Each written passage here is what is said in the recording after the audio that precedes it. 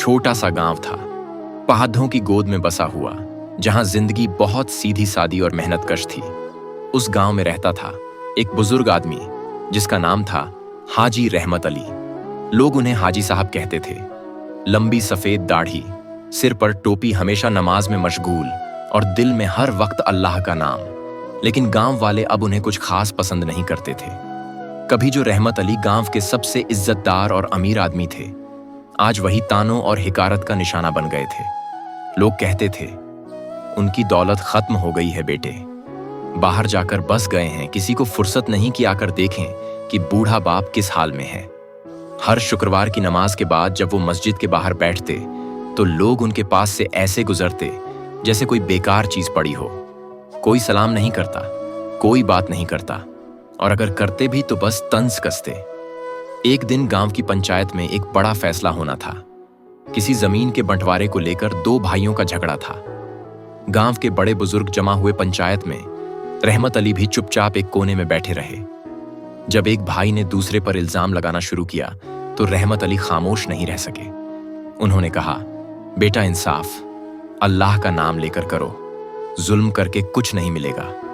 लोगों ने हंसते हुए कहा, जब तुम्हारे अपने बेटे तुम्हें पहचानते नहीं तो हमें क्या नसीहत दे रहे हो। उस दिन रहमत अली चुप रहे। दिल में बहुत कुछ टूटा, लेकिन चेहरे पर कोई शिकन नहीं आई।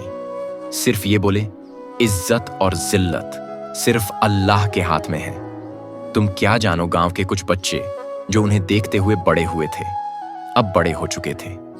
लेकिन उनमें से एक लड़का नासिर रहमत अली से बहुत अजीज था। वो शहर जाकर पढ़ाई पूरी करके वापस लौटा था। अब वो गांव में एक स्कूल खोलना चाहता था। वो सीधा रहमत अली के पास गया और बोला, हाजी साहब, मैं स्कूल खोलना चाहता हूं, लेकिन आपकी दुआ और रहनुमाई चाहिए। रहमत अली की आंखों में आंसू आ गए। बोले, बेटा, तूने आज फिर से मेरा यकीन ताजा कर दिया। नासिर ने सबके सामने पंचायत में कहा, हाजी साहब हमारे गांव की रूह हैं। इन्होंने सैकड़ों लोगों को कुरान पढ़ाया, नेक रास्ता दिखाया। लोगों को शर्म आई और धीरे धीरे सबकी आंखें झुकने लगीं। वो पंचायत जो कभी उन्हें तिरस्कार से देखती थी, अब खामोश थी। कुछ दिनों में नासिर ने स्कूल खोल दिया और उसमें पहला शिलान्यास रहमत अली के हाथों करवाया गया। उनकी तस्वीर स्कूल के बाहर लगी। गांव के मार्गदर्शक, गांव के लोग जो कभी ताना देते थे, अब उनके घर आकर मशवरा लेते थे। रहमत अली ने कभी शिकायत नहीं की थी, कभी बद्दुआ नहीं दी थी। बस हमेशा यही कहते थे कि इज्जत और जिल्लत अल्लाह के हाथ में है।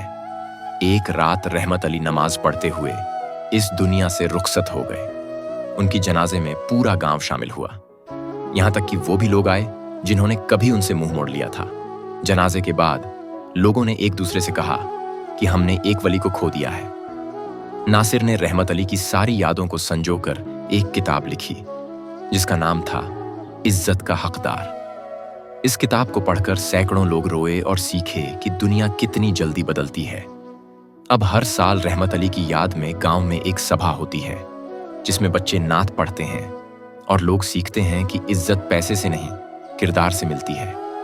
वो घर जो कभी सूना था, अब वहां लोग फातिहा के लिए आते हैं। रहमत अली की ये कहानी अब सिर्फ गांव की नहीं, पूरे इलाके की मिसाल बन गई है।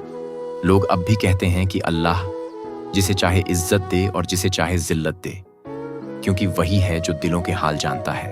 तो दोस्तों, उम्मीद है आपको ये कहानी पसंद आई होगी। अगर अच्छी लगी हो तो वीडियो को लाइक करें, कमेंट करें और सब्सक्राइब करना न भूलें। मिलते हैं कल एक नई और दिलचस्प कहानी के साथ।